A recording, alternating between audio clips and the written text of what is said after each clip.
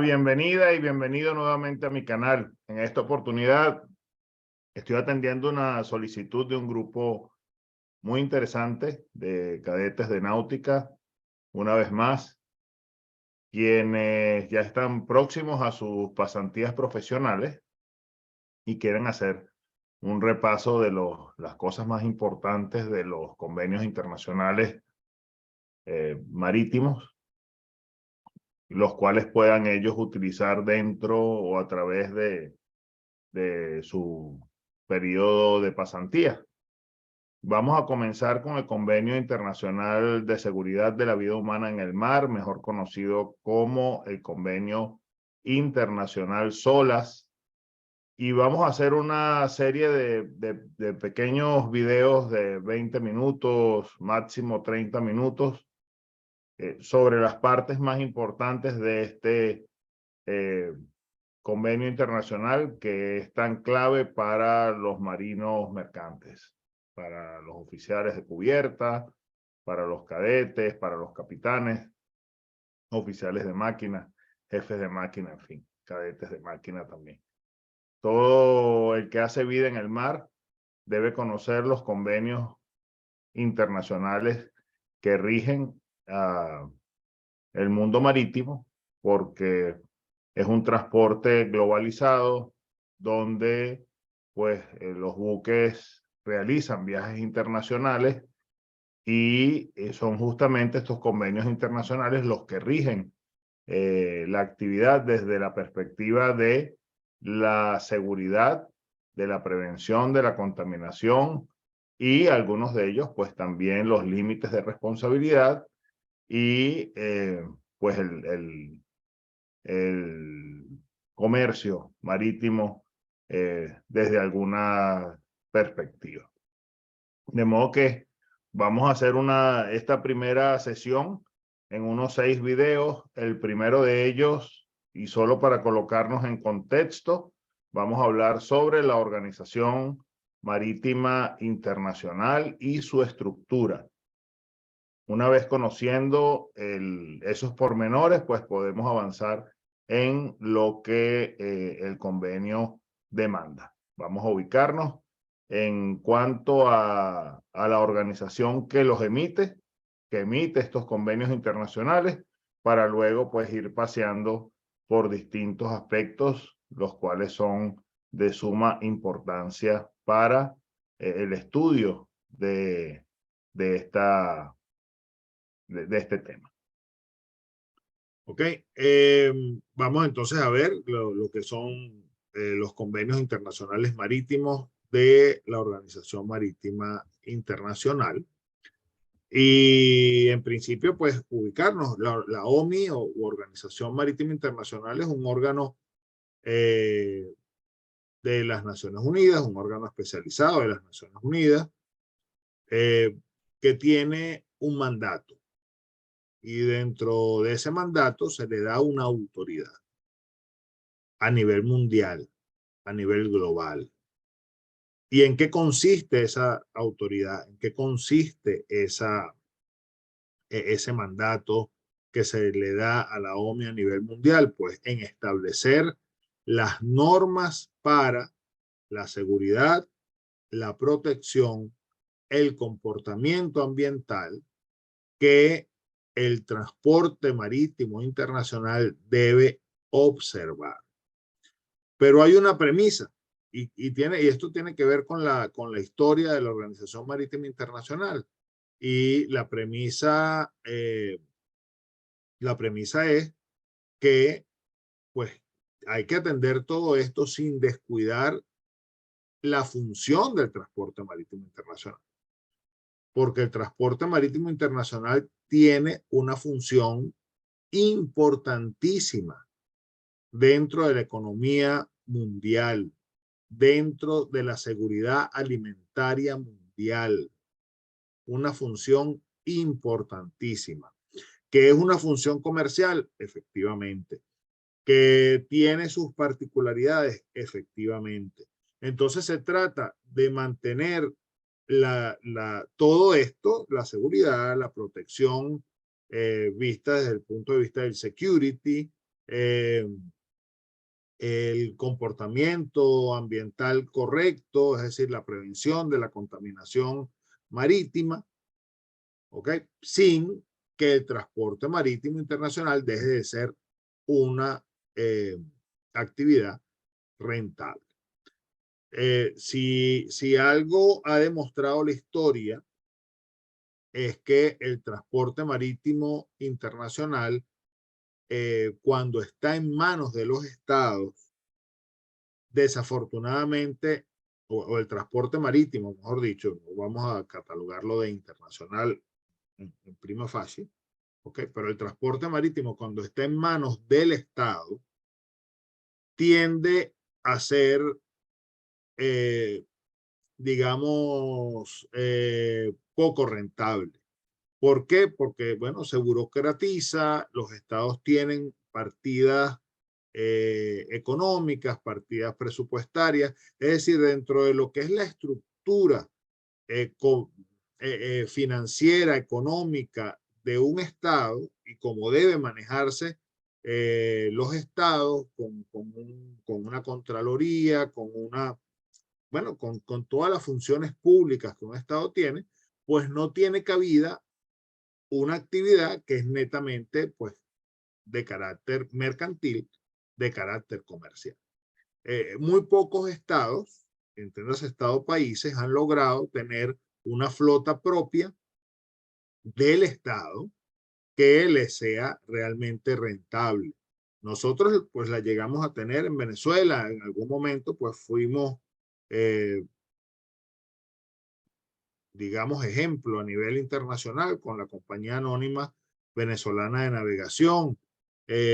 También existió la Gran Colombiana de Colombia, en fin, sí, hubo intentos, los años 70, los años entre los 70, los 80, principios de los 80, hubo intentos de que los estados tuviesen su propia flota y de ahí aquel concepto que se recogió en la Convención sobre el Derecho del Mar, la Convención de Montego Bay sobre el Derecho del Mar de 1982, donde, bueno, se hablaba del estado del pabellón y se suponía que, bueno, que los estados podían tener cierto interés en tener sus flotas mercantes. Se hablaba de algo, pues, que ustedes seguramente van a escuchar en algún momento, de las reservas de carga, y bueno, y los estados tratando de preservar y tal y qué sé yo. El tiempo demostró que eso en realidad pues es sumamente complicado para los estados. El transporte marítimo, para que sea rentable, tiene que tener un control, pues, que quiera sí o no, entra dentro de lo que es el manejo mercantil de cualquier empresa, ¿ok? Como compañías navieras. Entonces, pues, no obstante, pues cuando un buque enarbola un pabellón, ese buque paga un impuesto al Estado. Entonces, a los pabellones, los estados, no es que no les interese que haya una flota mercante que enarbole su pabellón, al contrario, sí les interesa. Lo que les queda un poco complicado es el manejo, perdón, es la operación de la actividad. ¿Ok? De modo que, bueno, es importante que sea rentable también por el sustento económico, por la garantía, perdón, económico no, la garantía alimentaria. No solo lo económico, sino también lo alimentario es fundamental en este negocio.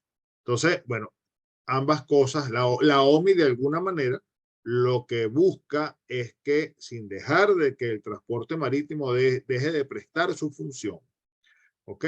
Tiene que hacerlo bajo una gobernanza que permita, pues, las mejores condiciones de seguridad, las mejores condiciones de security, de protección marítima, las mejores condiciones de prevención de la contaminación, sin que estas unidades dejen de ser rentables.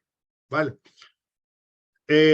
Pues la Organización Marítima Internacional se crea tras una convención de las Naciones Unidas en Ginebra, que se celebró el 6 de marzo de 1948.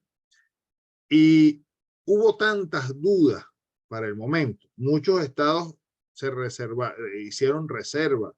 Bueno, ya ustedes a estas alturas, habiendo pasado por algunas clases de convenios internacionales, saben de qué se trata cuando un estado hace reserva.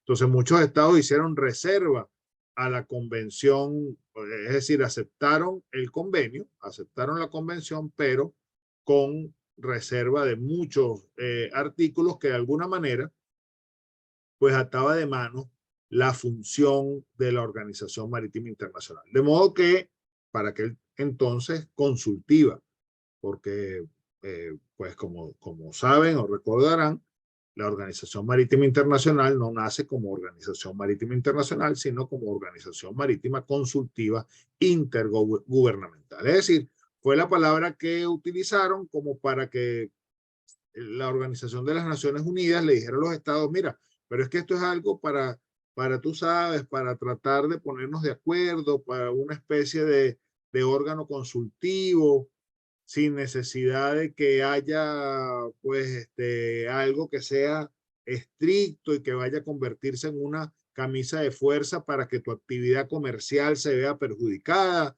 Y bueno, fue todo un lobby de carácter jurídico que dilató la entrada en vigor del convenio internacional de creación de la Organización Marítima Consultiva Intergubernamental hasta el 17 de marzo de 1958. Es decir, el convenio tardó en entrar en vigor 10 años y pocos días. En el año de 1982, y fíjense que coincide con la fecha de lo que estamos comentando y con la entrada, también no la entrada, pero sí la celebración del Convenio Internacional sobre el Derecho del Mar, la Organización Marítima Consultiva Intergubernamental cambia su nombre a Organización Marítima Internacional. Y en esta Convención del Mar, o Convención sobre el Derecho del Mar, se le otorgan además responsabilidades importantísimas de primer orden que pues de alguna forma hace que suba de rango dentro de lo que es la estructura de la Organización de las Naciones Unidas. Hoy día la Organización Marítima Internacional cuenta con 174 Estados miembros que representan un 97,36% del registro bruto mundial. ¿Okay? ¿Cuál es el objetivo entonces? Bueno, establecer un sistema de cooperación entre los diferentes gobiernos de los diferentes estados digamos, en el ámbito del desarrollo de una reglamentación, de algunas prácticas de gobernanza, como les comentaba, que van relacionadas a las cuestiones técnicas, ¿ok? A las cuestiones técnicas del transporte marítimo internacional, ¿ok? La navegación comercial internacional, por ejemplo, y todo lo que alrededor de la navegación comercial internacional se desarrolla. También busca alentar, facilitar la adopción general de normas internacionales, marítimas, que de alguna manera pues resulte factible en cuestiones relacionadas con seguridad marítima, eficiencia de la navegación, prevención y contención de la contaminación para los buques. Pero fíjense, y esto lo dice el artículo 1A de este convenio de constitución de la ONU. Fíjense que hay una palabrita bien interesante, ¿no? Y es que resulte factible. Y ese que resulte factible tiene que ver con cuánto me cuesta implementar lo que quieres implementar, porque eso al final encarece el transporte marítimo internacional, y quien al final se ve perjudicado es el usuario, que somos todos nosotros, porque el 80% del comercio internacional, cifras de la UNCTAD, que es la Agencia de las Naciones Unidas para el Comercio y Desarrollo, el 80% de el comercio internacional se desarrolla por vía marítima. ¿Ok? Entonces, bueno, les decía, pues, que lo que persigue es eso, pues, un transporte marítimo justo, un transporte marítimo eficaz, un transporte marítimo que se adopte y aplique en el plano internacional, ¿ok? Y fíjense esas palabras que usa también la misma página web de la Organización Marítima Internacional: justo y eficaz. Justo y eficaz. Es decir, que cuando la OMI piensa en establecer una nueva directriz, necesariamente tiene que pensar no solo en las banderas de conveniencia, que son quienes quizá más aportan a la Organización Marítima Internacional, sino también tiene que pensar pues en los estados que tienen menor fortaleza de carácter económico, pero que también tienen buques transportando mercancía a nivel internacional. Ahora, eso en la práctica ya luego da otros bemoles, porque en realidad pues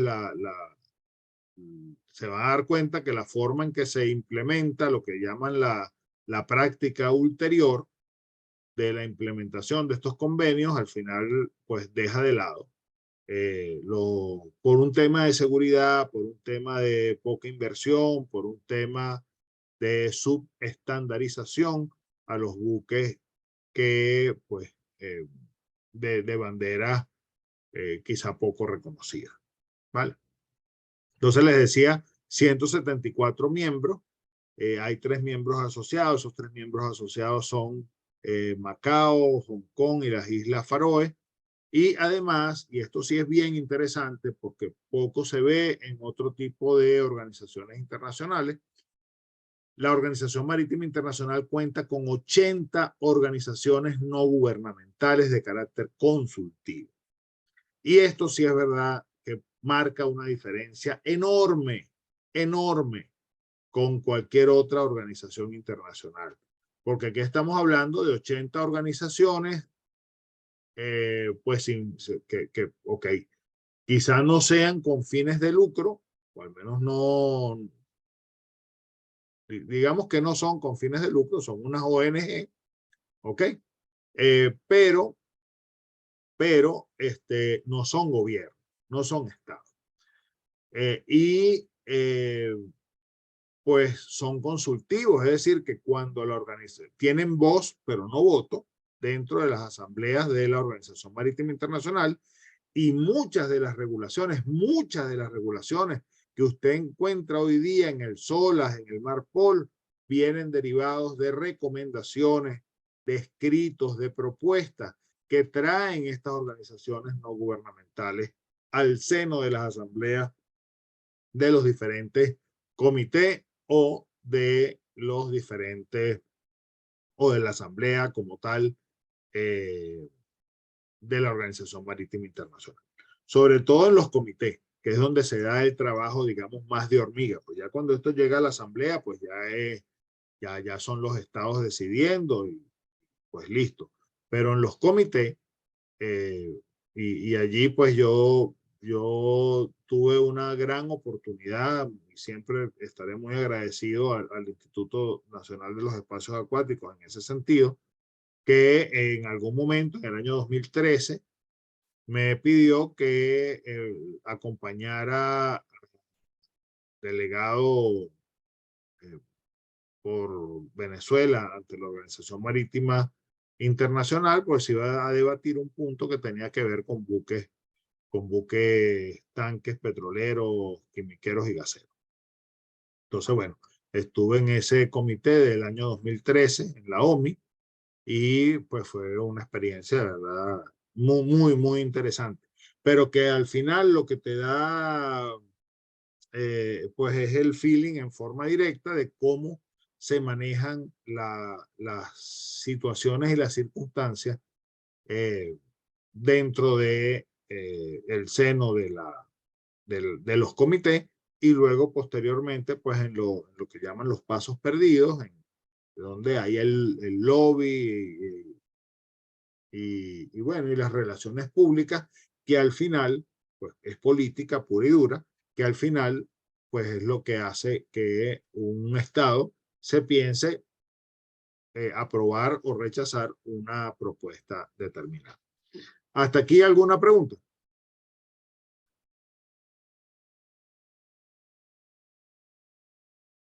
Muy bien.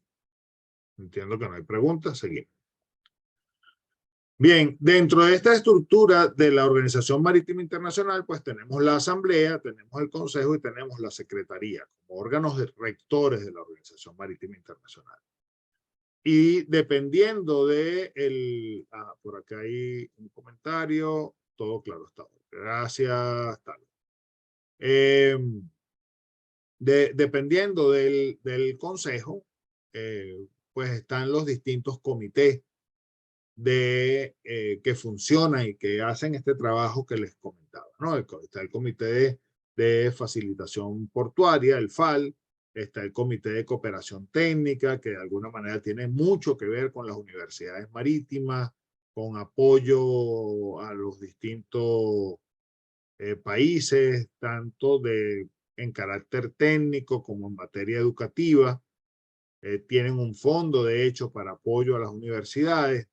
Está un comité legal, está el Comité de Protección del Medio Ambiente Marino, el MEPC, que es muy importante porque de ahí deriva pues todo el tema del MARPOL, y está el Comité de Seguridad Marítima, el MSC, del cual pues por supuesto deriva el SOLAS. Y luego tienen una cantidad de subcomités, ¿ok? El subcomité on Ship Design and Construction, el subcomité on Human Element Training and Watchkeeping, el subcommittee on Ship System and Equipment, el subcommittee on Navigation, Communication and Search and Rescue, el subcommittee on Carriage of Cargo and Containers, CCC, el subcommittee on Pollution Prevention and Response, and the subcommittee on Implementation of IMO instrument. Hay entonces una cantidad de subcomités que, y no están todos, pues hay algunos otros que de alguna manera, pues algunos otros de reciente creación que van alimentando a estos comités y que son los que van haciendo realmente el trabajo de hormiga. ¿Y quiénes conforman estos comités y subcomités? Bueno, los estados. Los estados y sus distintos representantes, distintos delegados. ¿Vale? Espero hayas disfrutado este video y para el próximo conversaremos sobre los convenios internacionales en forma general. Los convenios internacionales que derivan de esta Organización Marítima Internacional. Vamos digamos, a particularizar sobre los diferentes convenios que emite la OMI y que, bueno, que rigen esta materia. Así que te espero. Si te gustó, dale like y recomiéndalo para que otros también se beneficien de esta información.